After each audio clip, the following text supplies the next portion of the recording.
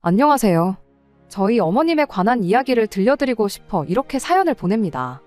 환경에 따라 색을 달리하는 카멜레온처럼 저희 어머님은 이랬다 저랬다 한동안 난리도 아니셨어요. 차라리 저를 모질게 대하셨어도 한결같기만 하다면 그게 낫겠다 싶을 정도로 어찌나 변덕이 죽 끓듯 하시던지. 그리고 고부관계라는 게 쉬운 관계는 아니잖아요. 노력한다고 허물없이 가까워질 수 있는 사이도 아니고 그렇다고 무작정 남남처럼 지낼 수도 없는 사이죠. 아무튼 저도 어머님한텐 100점짜리 며느리는 아니었을 테지만 지금만큼은 제 관점에서 이야기를 해보겠습니다. 한번 들어보시고 그래도 제가 너무했다 싶은 부분이 있다면 알려주세요. 저도 고칠 건 고쳐서 좋은 며느리가 되어드리고 싶으니까요. 시작할 때 말씀드린 것처럼 저희 어머님은 마치 카멜레온 같아요. 사소한 일에 쉽게 영향을 받으시고 당신 눈에 좋아 보이는 건 어떻게든 따라하려고 하시죠. 그리고 그 첫 시작은 바로 모녀 사이 같은 고부관계였습니다. 어디서 무슨 드라마라도 보셨던 건지 아니면 주변에서 뭘 들으셨던 건지는 지금도 모르겠지만요. 결혼 전에도 그렇고 제가 원래 그렇게 살갑고 애교가 많은 편은 아니에요. 그런데 어머님은 제가 시집 오고 얼마 되지 않았을 때부터 어머님보다는 엄마라는 호칭을 듣고 싶어 하셨습니다. 그 편이 거리감도 안 느껴지고 훨씬 다정해 보인다면서요. 하지만 제 입장에선 까놓고 제가 엄마가 안 계신 것도 아닌데 어머님이란 정확한 호칭을 두고 왜 어머님을 엄마라고 불러야 하는지 도무지 납득이 되질 않았죠. 죽은 사람 소원도 들어준다는데 그게 뭐가 어렵냐는 남편의 핀잔도 있었지만 엄마라는 호칭은 제가 가족 중에서 제일 사랑하고 편하게 느끼는 사람에게 부르는 호칭이잖아요. 그런데 그런 호칭을 불과 몇 달 전까지는 길에서 마주쳤다 해도 그냥 지나쳤을 어머님께 부르기란 저에게는 정말 어려운 일이었어요. 물론 제 주변 친구들 중 자기 시부모님을 시엄마 시아빠라고 부르는 경우도 있긴 해요. 그런데 제가 너무 보수적인 건지 저는 그게 늘 이상해 보였거든요.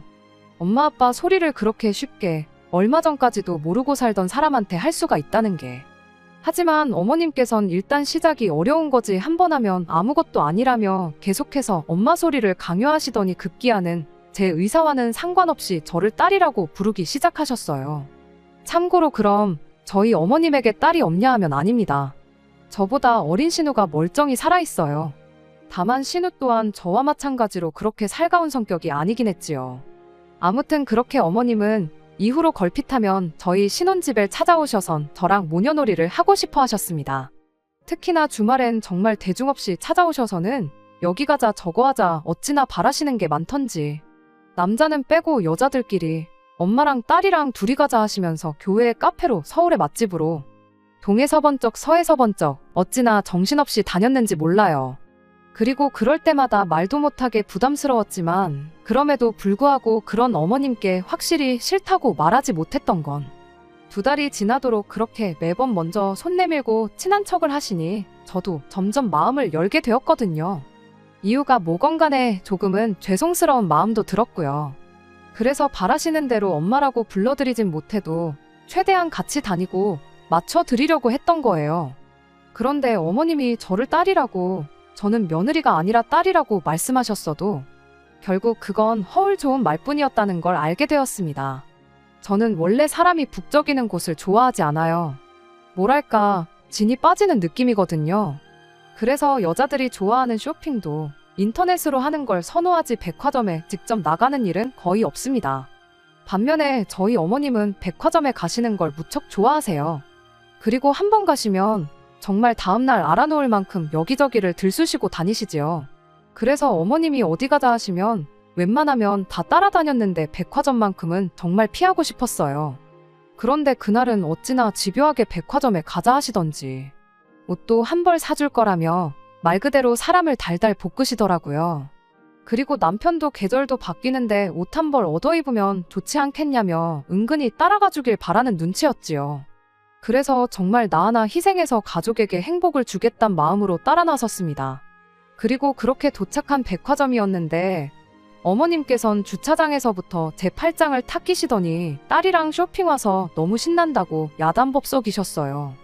그리고는 1층 화장품 코너부터 시작해서 마치 각층의 모든 매장을 훑어보실 기세로 돌아다니셨지요. 그러다 3층에서 비싸 보이는 여성복 매장에 들어갔습니다. 딱 봐도 마음만 먹으면 백화점에 있는 모든 물건들을 팔아치울 수 있을 것 같은 말 그대로 보통 내기가 아닌 듯한 점원한테 붙잡혔거든요. 친한 척하며 매장으로 저희를 잡아들이는데 말빨이 얼마나 좋던지 정말 뭐에 홀린 듯 넋을 놓고 그 점원을 따라 들어갔다니까요. 점원은 여러 옷을 권하며 어머님의 환심을 사기 위해 바빴습니다. 그리고 어머님께선 그런 점원에게 난데없이 우리가 무슨 사이처럼 보이냐 물으셨지요. 그런데 사실 딸이 있으신 분들은 아시겠지만 진짜 모녀 사이면 그런 질문을 남한테 애시당초 하질 않잖아요. 그리고 당시 어머님이야 저한테 딱 달라붙어 팔짱까지 끼고 계셨지만 저는 피곤하기도 하고 상황 자체가 불편했던지라 몸에 힘이 바짝 들어가 있었거든요. 그러니까 점원뿐만 아니라 그 누구라도 저희가 모녀는커녕 편한 사이조차 아니라는 걸 눈치챘을 거예요. 게다가 저랑 어머님은 정말 쥐오줌만큼도 안 닮았습니다. 하지만 앞서 언급한 대로 저희 어머님의 환심을 사는데 정신이 없던 눈치백단 점원은 1초의 망설임도 없이 저희 어머님이 듣고 싶어 하던 정답을 내놓더군요. 딱 봐도 서로 눈에서 꿀이 뚝뚝 떨어지는 게 사이좋은 모녀 사이로 보인다고요. 그리고 저희 어머님은 좋아서 어쩔 줄 몰라 하시면서도 새침한 표정을 하시고는 정말이지 그런 소리 지겹게 듣는다면서 하지만 틀렸다 나랑에는 시어머니랑 며느리로 고부 사이지 모녀 사이는 아니다.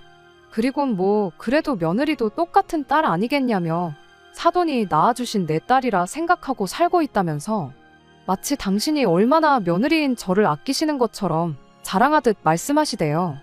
하지만 더 재밌었던 건 점원이 정말 보통이 아니었어요. 저희 어머님의 연설이 끝나기가 무섭게 정말 너무 대단하시다며 한 번 더 저희 어머님을 띄워주시더니 저한테도 아가씨는 참 운도 좋지. 세상에 이런 시어머니가 또 어디 있냐고. 자기가 백화점에서 일한 지가 몇 년이 넘었는데 저희 어머님 같은 시어머니는 처음 봤다나요? 그리곤 저보고 시집 정말 잘 간 거라며 여기저기 자랑하고 다니라는데 그때 저희 어머님의 표정은 아주 기분이 좋다 못해 날아가실 판이었지요. 어머님께선 다른 데는 볼 필요도 없다 하시면서 이웃저웃 구경을 하시기 시작했어요. 그리고 점원 입장에서는 이만하면 듣기 좋은 말도 실컷 해줬으니 몇 벌은 팔아먹을 수 있겠다 싶었는지 이것저것 권하기 시작하대요. 그러다 어머님이 가을 자켓을 하나 집어드셨는데 점원이 그것보단 이게 더 인기가 있다며 다른 자켓을 추천했습니다. 그런데 어머님께선 그건 스타일이 너무 올드하다 하시더니 당신이 아니라 딸이 입을 걸 고르고 있다 하시는 거예요. 그러니까 점원 입장에선 그 딸이 당연히 저라고 생각한 건지 저한테 자기가 집어든 옷을 갖다 대며 이거 보라고 피부색이랑 아주 잘 어울린다고 그러는데 그도 그럴 것이 어머님께서 좀 전까지 엄마니 딸이니 해가며 호들갑을 떠셨잖아요. 그런데 그때 저희 어머님이 하신 한마디 아니 걔 말고 진짜 내 딸 거 고르고 계신답니다. 솔직히 제가 정말 기대가 없었다면 거짓말이죠. 하도 딸딸거리시고 점원 앞에서도 그러셔서 잠깐이지만 저도 모르게 제 거 사주시는 건가 하는 생각이 들었거든요. 하지만 뭐 기대가 그렇게 컸던 건 아니었어서 실망도 크진 않았고 그저 속으로 그렇지 하곤 말았었네요. 그런데 그 점원은 정말 베테랑이었습니다. 당황할 법도 한데 그런 기색은 전혀 없고 오히려 더 밝게 웃으면서 아 그럼 따님 것도 사시고 딸 같은 며느님 것도 사주시는 거냐고 정말 멋지다면서 저희 어머님을 또 띄워줬거든요. 하지만 용호상박이 이런 건가 싶을 정도로 저희 어머님도 보통이 아니셨습니다. 어머님께선 아무렴 내가 설마 내 딸을 앞에 두고 우리 딸 옷만 사주겠냐면서 내 딸 옷도 사줄 거라고 그러시는데 이제 와서 말이지만 이땐 저도 내 딸이 나인지 신우인지 우리 딸이 나인지 신우인지 헷갈리더라고요. 아무튼 결론은 매장에선 한 벌만 신우 것만 구입하셨어요. 제 건 어머님이 다른 데서 사주시겠다고 나가자셨거든요. 당신이 미리 봐둔 곳이 있다면서요. 그렇게 따라간 곳은 에스컬레이터 앞 매대였습니다. 아까 올라올 때 스치듯 봤던 2월 상품 특가 세일 70%라고 적혀있던 곳이었지요. 그리고 어머님께선 아까 지나가며 보니까 평소 제 스타일이랑 비슷한 옷들이 많더라며 저더러 골라보라시대요. 당황스러워서 고개를 돌렸는데 방금 전까지 저희가 있었던 매장에 점원과 먼 발치서 눈이 마주쳤어요. 아마 어머님이 며느리 옷은 어디서 사주려나 궁금했던 거겠죠. 그리고 점원은 민망했는지 저희 못 본 채 하고 매장 안으로 들어갔는데 아마 모르긴 몰라도 속으로 저희 어머님을 엄청 비웃었을 거예요. 저는 불쌍하게 생각했으려나요? 한편 어머님께선 옷도 몇 벌 걸려있지도 않고 마음에 드는 것도 없는데 어찌나 골라보라고 성하셨는지 몰라요. 그래서 정말 괜찮다니까 나중엔 짜증스러운 목소리로 왜 사준다는데도 고르질 못하냐면서 그 중에서도 하필이면 제일 별로다 싶은 걸 집어드시곤 이건 어떠냐며 이걸로 하라는데 순간 정신이 퍼뜩 들었어요. 어머님이 얼마나 생색을 내실지 순간 느낌이 빡 온 거죠. 그래서 어머님께 옷도 너무 예쁘고 좋지만 어머님 오늘 돈도 많이 쓰셨으니까 저는 마음만 받겠다고 했습니다. 그랬더니 저희 어머님이 정말 깔깔 웃으시고는 엄마 주머니 사정 걱정해주는 건 우리 딸밖에 없다네요. 그리고 저는 다시 한번 깨달았어요.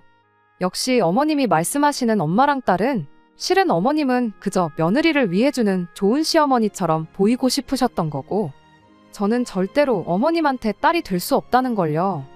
그리고 솔직히 그 사실을 다시 한번 깨달았을 땐 서운함보단 안도감이 컸습니다. 어쨌든 저는 죽어도 엄마 소리는 못할 것 같았는데 그게 늘 찜찜하고 한편으론 죄송하기까지 했거든요.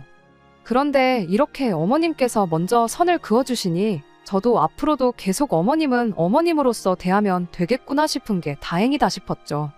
한편 그날 어머님께서 신어준다고 사신 옷은 50만 원짜리였습니다. 저에게 사주시려던 옷은 5만 원짜리였고요. 그러니 유치하긴 하지만 저도 친정어머니한테 해드리는 10분의 1만큼만 어머님께 해드리면 되겠다는 나름의 기준을 세웠네요. 그러다 올해 초였습니다. 회사에서 상여금이 나왔는데 어디다 쓸까 하다가 친정어머니가 작년부터 등산을 다니기 시작하신 게 떠올랐어요. 그래서 이참에 괜찮은 등산복 한 벌에 등산화까지 뽑아드릴까 싶대요. 그래서 돌아온 주말에 남편하고 같이 아웃도어 매장에 갔습니다. 그리고 직원의 추천을 받아 이것저것 담았지요. 이 정도면 됐다 싶어 계산을 하려고 줄을 섰습니다. 그리곤 혹시 내가 못 본 게 있나 싶어 눈으로 다시 한번 매장을 쓱 둘러보던 중 모자 하나가 눈에 들어오는 거예요. 그래서 남편더러 저 모자는 어떤 거 같냐니까 모자까지 사드리게 하는데 솔직히 곱게만은 안 들리대요.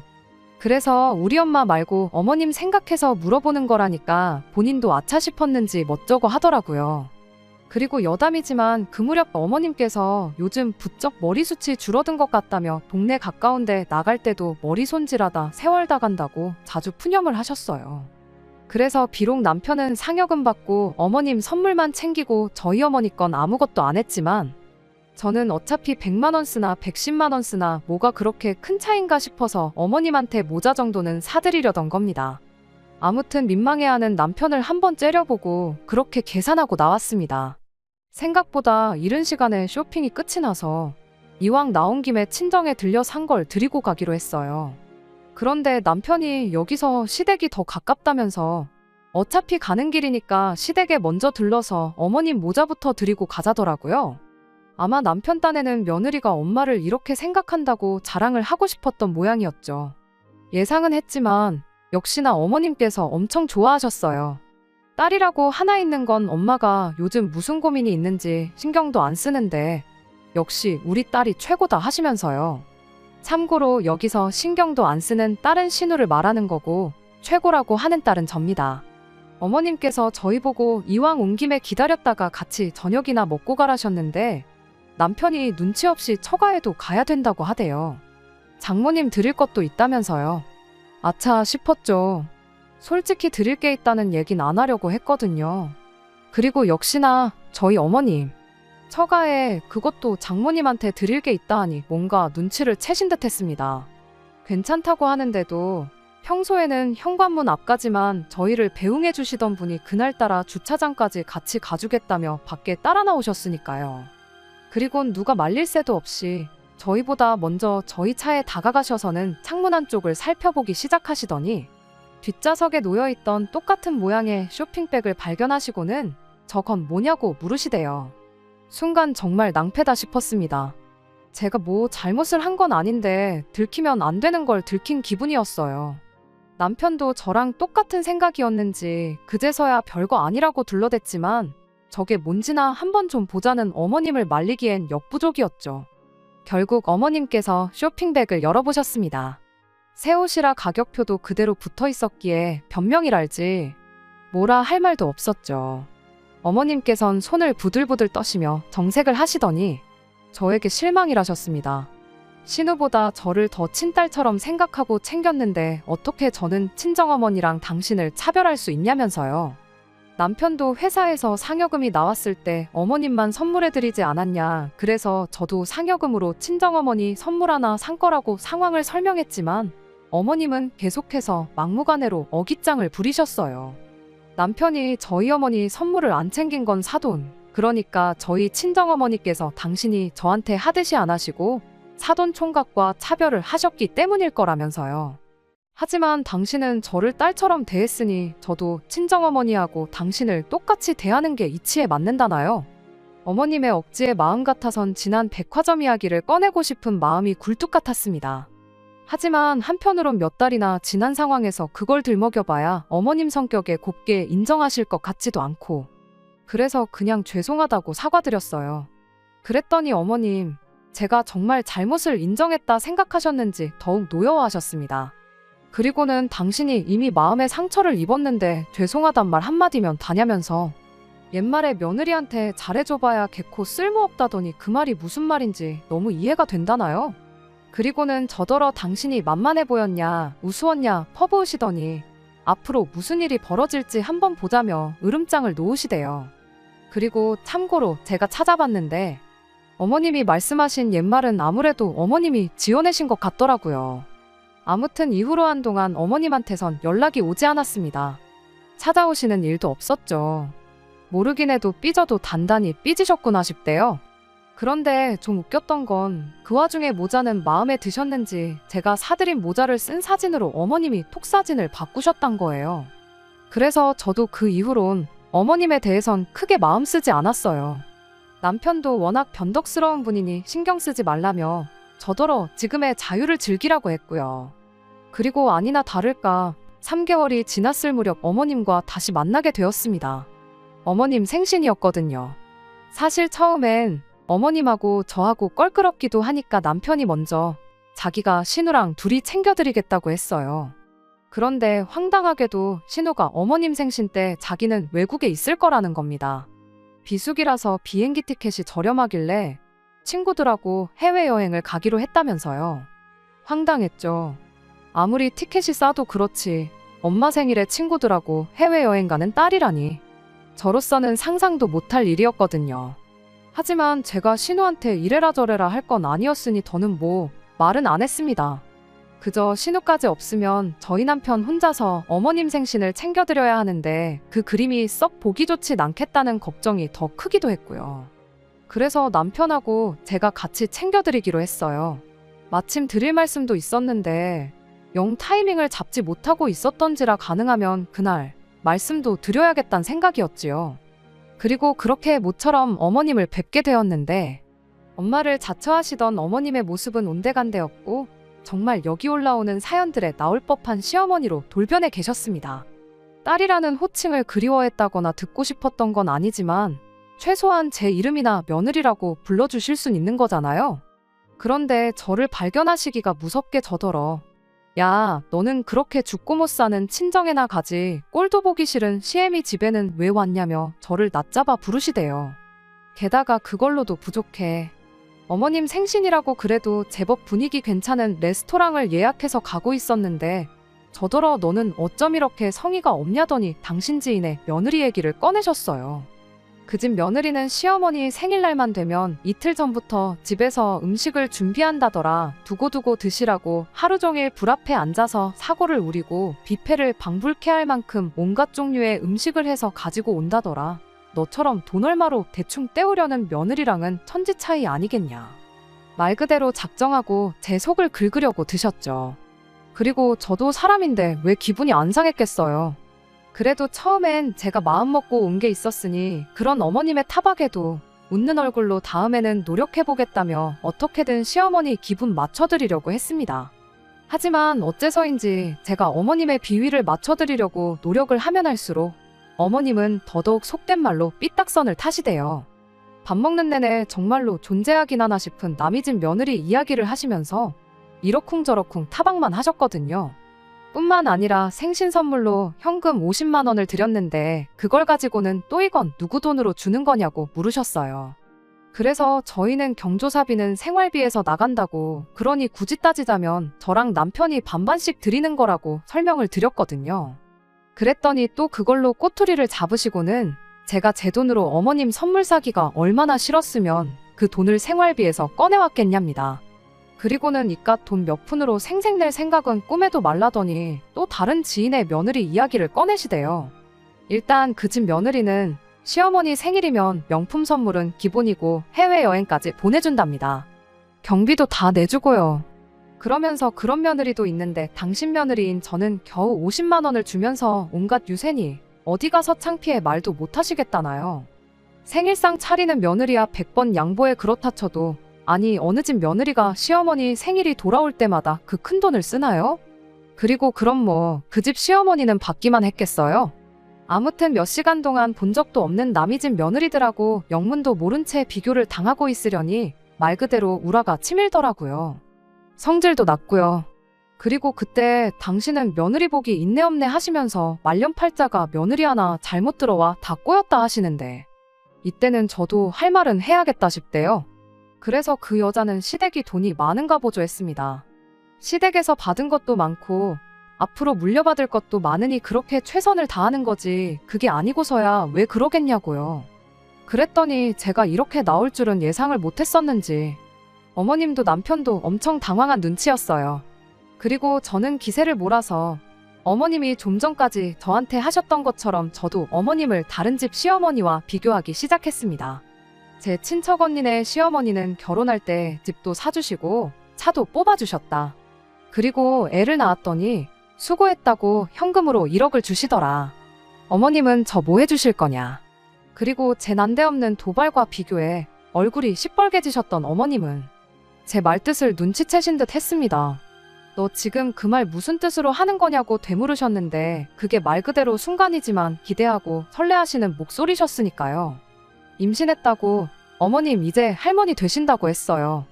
참고로 저희 남편도 제가 임신인지 모르는 상황이었습니다.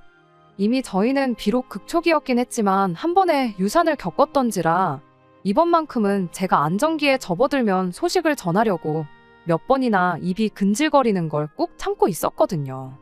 그리고 제 예상대로 이번만큼은 남편은 물론이고 어머님도 기쁨을 감추지 못했어요. 다만 좀 전까지 저한테 막말을 퍼부으셨다 보니 선뜻 다가오진 못하시고 미안해 어쩔 줄 몰라 하시는 게 빤히 보이더라고요. 그래서 어머님께 저 안 안아주실 거냐고 물었습니다. 그랬더니 어머님이 그제서야 저를 와락 안아주시고는 미안하다고 그러시대요. 당신이 어른답지 못하게 속 좁게 구셨다면서요. 그래서 제가 어머님한테 괜찮다고 대신 딱 하나만 부탁드린다고 했습니다. 다른 사람들이 우릴 어떻게 보는 게 뭐가 중요하냐고 그냥 서로에게 좋은 시어머니이자 며느리가 되면 좋겠다고요. 그랬더니 이번엔 주책맞게 저희 남편이 너무 감동적이라면서 이런 고부 사이가 세상에 어딨냐고 어이없이도 자기가 훌쩍훌쩍 거리는 거 있죠. 아무튼 어떻게 마무리를 해야 할지 모르겠는데 결국 하하호호 웃으면서 그날 하루 즐겁게 보냈어요.